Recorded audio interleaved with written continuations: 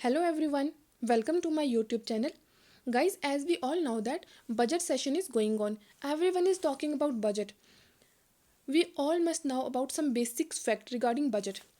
The budget, the annual budget of India presented each year on the very first day of Feb by the Finance Ministry of India in the Parliament.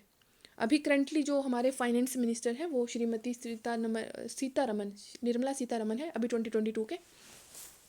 जो मेरा आज का question है वो भी various agencies involve in the formulation of budget, various steps involve in the formulation of budget पे है। तो बेसिक्स एक ओवरव्यू ले लेते हैं हमेशा की तरह। गाइस, इससे पहले मैं आपको बात बताना चाहती हूँ, चलो देख लेते हैं पहले। Constitution refer to the budget as annual financial statement. संविधान में, हमारे संविधान कॉन्स्टिट्यूशन में बजट जो वर्ड है वो मेंशन ही नहीं है। बजट की जगह एनुअल फाइनेंशियल स्टेटमेंट जो है वो मेंशन है। तो ये जो बजट है ये word nowhere mention in the constitution. और जो एनुअल फाइनेंशियल स्टेटमेंट है वो आर्टिकल 112 में है। ठीक है, आर्टिकल 112 एनुअल फाइनेंशियल स्टेटमेंट।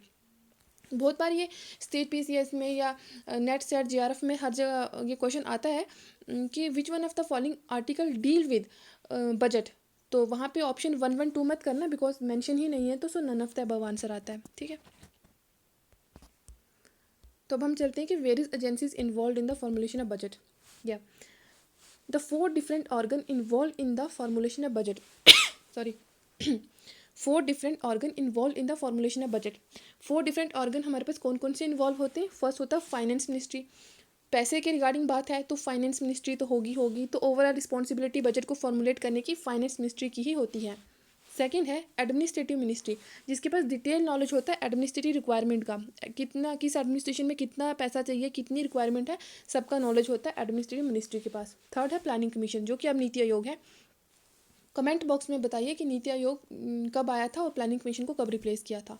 तो प्लानिंग कमीशन का क्या काम है? फाइनेंस मिनिस्ट्री जो है वो टच में रहता है प्लानिंग कमीशन के जब बजट प्रिपेयर हो रहा होता है। फोर्थ है कैग।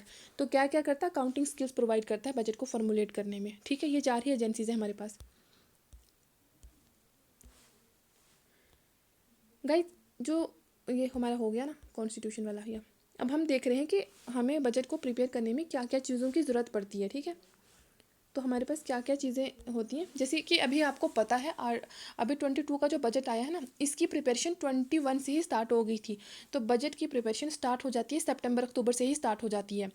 तो जब सितंबर अक्टूबर, अभी जब हम बात कर रहे हैं ना, तो अभी आपके दिमाग में बस 21 और सितंबर अक्टूबर का महीना ही होना चाहिए। ठीक है, देखिए actual figure of the previous year. जब हम सितंबर अक्टूबर में बजट को प्रिपेयर कर रहे हैं तो हमारे पास एक्चुअल फिगर होनी चाहिए प्रीवियस ईयर की, मतलब कि 20 वाले की प्रीवियस ईयर की फिगर होनी चाहिए। Suction budget estimate for the current year. Current year मतलब कि 21, जब हम बजट को प्रिपेयर करें तब की बात है। तो करंट ईयर में जितना भी बजट सेंक्शन किया है उसका नॉलेज होना चाहिए, उसका पूरा हमारे पास डिटेल होनी चाहिए। थर्ड है revise estimate for the current year. Revise estimate, अगर हमारा एस्टिमेट रिवाइज हुआ है इसी करंट ईयर में 21 में, तो उसकी भी डिटेल देनी है।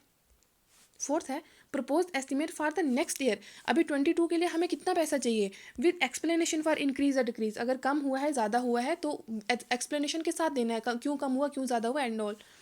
फिर आता है actual of the current year available. अभी करंट ईयर सितंबर अक्टूबर में हमारे पास कितना पैसा बच रहा है, उसकी भी at the time of preparation of budget, जब हम टाइम प्रिपरेशन कर रहे होते हैं बजट की, ये at the time of preparation of budget, जब हम बजट को प्रिपेयर कर रहे होते हैं तो हमारे पास कितना पैसा होता है उसकी भी डिटेल देनी है।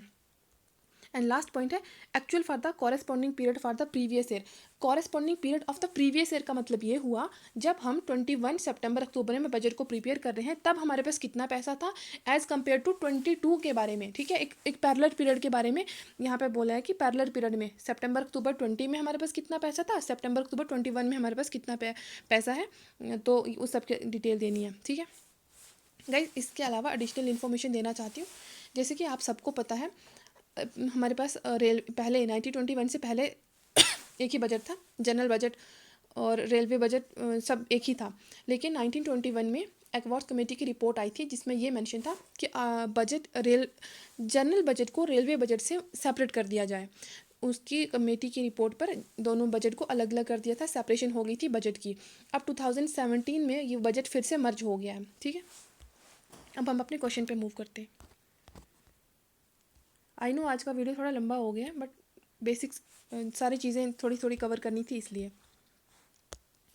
तो हमारे पास क्वेश्चन है, which of the following figure are taken as the basis for the preparation of budget. Budget की प्रिपरेशन में बेसिक चीज़ें क्या है? सबसे पहले actual figure of the previous year, बिल्कुल ठीक है, हमने पढ़ लिया।